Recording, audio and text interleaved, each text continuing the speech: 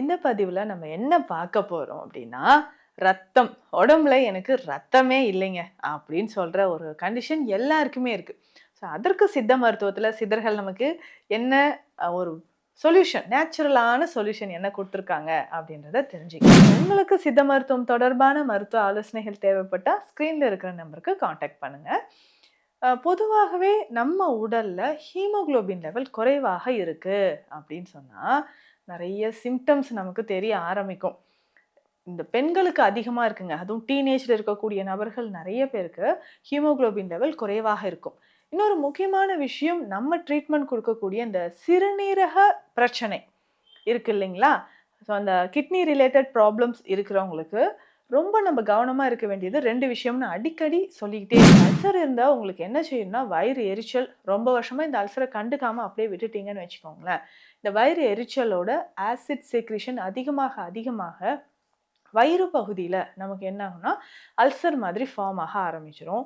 அந்த புண்கள் அல்சர் என்ன ஆகும், உள்ள இருந்து அது ப்ளீடிங் வர ஆரம்பிச்சுரும். ஸோ ப்ளீடிங் வந்துச்சுன்னா, நம்ம குடல் பகுதியிலயும் நெறைய ஜெனரல் வீக்னஸ் வந்து அதிகமாக பிளட் வந்து வெளியில வர ஆரம்பிச்சு, டைஜஷன் நார்மலா இருக்காது. மோஷன் போகும்போதும் பிளாக் கலர்ல உங்களுக்கு போகுதா அப்படின்னு செக் பண்ணிக்கணும். ஸோ இது எல்லாமே நம்ம கவனிச்சு, நம்ம ரத்தத்துல இந்த ஹீமோகுளோபின் லெவல் சரியா மெயின்டெயின் ஆகுதா அப்படின்றத பார்த்துக்கணும். ஸோ சரியான அளவு மெயின்டெயின் ஆகும்போது கொஞ்சம் கொஞ்சமாக நம்ம உடல்ல இருக்கக்கூடிய இந்த கழிவுகளை வெளியேற்றுறதுக்கு, ரத்தம் அதிகமாக உற்பத்தி ஆவறதுக்கான உணவுகளை எடுக்கணும். இப்போ சிம்பிளா ஒரு மெடிசன் நான் சொல்றேன். இத வீட்லயே நீங்க ரெடி பண்ணிக்கலாம். அப்படி இல்லனாலும் இதற்கு பதிலாக நம்ம வேறு என்ன மெடிசின்ஸ் யூஸ் பண்ணலான்றதும் நான் சொல்றேன்.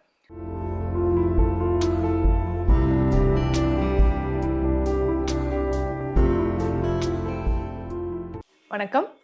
நான் டாக்டர் நித்யா, சித்தா பிசிஷியன். இந்த பதிவுல நம்ம என்ன பார்க்க போறோம் அப்படின்னா, ரத்தம். உடம்புல எனக்கு ரத்தமே இல்லைங்க அப்படின்னு சொல்ற ஒரு கண்டிஷன் எல்லாருக்குமே இருக்கு.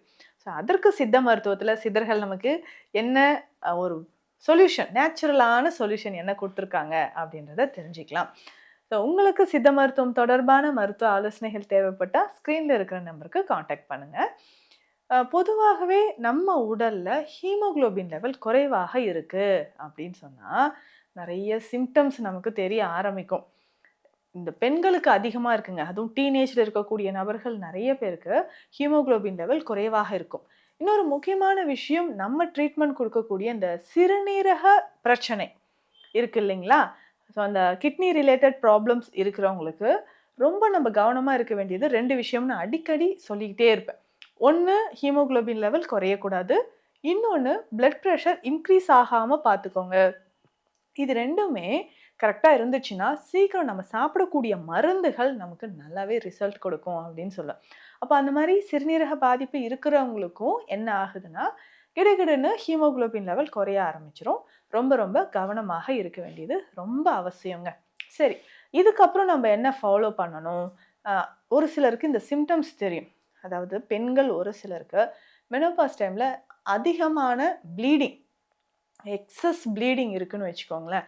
நம்மளால கண்ட்ரோல் பண்ண முடியாத அளவுக்கு ப்ளீடிங் ரொம்ப அதிகமா இருக்குன்னா, கவனமாக இருக்கணுங்க. ஸோ ப்ளீடிங் ரொம்ப அதிகமா இருந்துச்சுன்னா, அடுத்தடுத்து என்ன ஆகும்னா, ஹீமோகுளோபின் லெவல் நமக்கு குறைய ஆரம்பிச்சுரும். ஸோ ரத்தத்தில ஹீமோகுளோபின் லெவல் நமக்கு நல்லாவே குறைய ஆரம்பிச்சுரும். ஸோ கவனமாக இருக்கணுங்க. அந்த மாரி எக்ஸஸ் ப்ளீடிங் இருக்கா, உடனே நீங்க அதற்கான சிகிச்சை முறைகள ஸ்டார்ட் பண்ணணும். ஸோ ப்ளீடிங் உடனே அரெஸ்ட் ஆகறதுக்கும், இல்ல உங்களுக்கு ஃபைப்ராய்டு இருக்கு, அந்த மாரி பிரச்சனைகளுக்கும் சித்த மருத்துவத்தில தீர்வு இருக்கு. இதற்கு அடுத்ததாக நமக்கு லிவர் ரிலேட்டட் ப்ராப்ளம்ஸ் ஏதாவது இருந்தாலும், உங்களுக்கு ரத்தத்தோட அளவு நமக்கு ஆர்பிசி செல்ஸ் வந்து குறைஞ்சுக்கிட்டே வரும். அயர்ன் டெஃபிஷியன்சி வர ஆரம்பிச்சுரும். ஸோ இரும்பு சத்து நம்ம உடலுக்கு ரொம்ப முக்கியம்.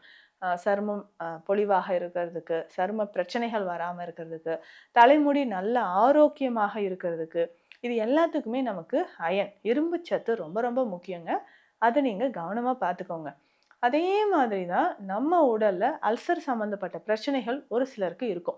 இந்த அல்சர் இருந்தா உங்களுக்கு என்ன செய்யும்னா, வயிறு எரிச்சல். ரொம்ப வருஷமா இந்த அல்சர கண்டுக்காம அப்படியே விட்டுட்டீங்கன்னு வச்சுக்கோங்களேன். இந்த வயிறு எரிச்சலோட ஆசிட் செக்ரீஷன் அதிகமாக வயிறு பகுதியில் நமக்கு என்ன ஆகும்னா அல்சர் மாதிரி ஃபார்ம் ஆக ஆரம்பிச்சிடும். அந்த புண்கள் அல்சர் என்னாகும் உள்ளேருந்து அது ப்ளீடிங் வர ஆரம்பிச்சிடும். ஸோ ப்ளீடிங் வந்துச்சுன்னா நம்ம குடல் பகுதியிலையும் நிறைய ஜென்ரல் வீக்னஸ் வந்து அதிகமாக பிளட் வந்து வெளியில் வர ஆரம்பிச்சு டைஜஷன் நார்மலாக இருக்காது. மோஷன் போகும்போதும் பிளாக் கலரில் உங்களுக்கு போகுதா அப்படின்னு செக் பண்ணிக்கோங்க. ஸோ இது எல்லாமே நீங்கள் கவனமாக பார்த்துக்கணுங்க. இதை தாண்டி இன்டர்னல் ப்ளீடிங் வேறு எப்பப்போலாம் வரலாம். ஒரு சிலருக்கு ப்ளீடிங் கம்ஸ் இருக்கும், ஜிஞ்சுவைட்டிஸ் அப்படின்னு சொல்லுவோம். ஸோ கம்ஸில் பல் ஈறுகளில் நமக்கு ரத்தம் வடிதல் பிரச்சனையும், இந்த பைல்ஸ் ஃபிஸ்டுலா இந்த மாதிரி இருக்கும்போதும் நமக்கு ப்ளீடிங் ஆகிட்டே இருந்துச்சுன்னா அனிமியா வர ஆரம்பிச்சிருங்க. ரொம்ப ரொம்ப கவனமாக இருங்க. இன்னும் ஒரு சிலருக்கு ஹார்மோன் இம்பேலன்ஸ், அதிகமான ஸ்ட்ரெஸ் அண்ட் டிப்ரெஷனில் இருந்து ஸோ நெகட்டிவ் ஹார்மோன்ஸ் கார்டிசோல் அதிகமாக செக்ரேட் ஆகுது அப்படின்னு சொல்லும்பொழுதும் நமக்கு இந்த ப்ராப்ளம் வரும். ஸோ இது எல்லாமே நம்ம கவனித்து நம்ம ரத்தத்தில் இந்த ஹீமோகுளோபின் லெவல் சரியாக மெயின்டைன் ஆகுதா அப்படின்றத பார்த்துக்கணும். ஸோ சரியான அளவு மெயின்டைன் ஆகும்போது கொஞ்சம் கொஞ்சமாக நம்ம உடலில் இருக்கக்கூடிய இந்த கழிவுகளை வெளியேற்றுறதுக்கு ரத்தம் அதிகமாக உற்பத்தி ஆகிறதுக்கான உணவுகளை எடுக்கணும். இப்போ சிம்பிளாக ஒரு மெடிசன் நான் சொல்கிறேன், இதை வீட்டிலே நீங்கள் ரெடி பண்ணிக்கலாம். அப்படி இல்லைனாலும் இதற்கு பதிலாக நம்ம வேறு என்ன மெடிசன்ஸ் யூஸ் பண்ணலான்றதும் நான் சொல்கிறேன். இது வந்து ஒரு லேகிய வகையை சேர்ந்ததுங்க.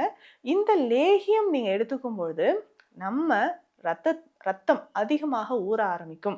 சரிங்க, என்னென்ன நமக்கு தேவைப்படுது அப்படின்னா, முதல்ல நீங்கள் எடுத்துக்கொள்ள வேண்டியது நெல்லிக்காய் பவுடர் இருக்குது பார்த்தீங்களா? நெல்லிக்காய் பவுடர் நீங்கள் எவ்வளோ தேவைன்னா ஒரு 100லேருந்து 200 கிராம்குள்ளே எடுத்துக்கலாம். ஸோ பொதுவாக இப்போ ஒரு 2 பேர் டெய்லி ஒரு மாதத்துக்கு சாப்பிட்ணுன்ற அளவுப்படி நான் சொல்கிறேன்.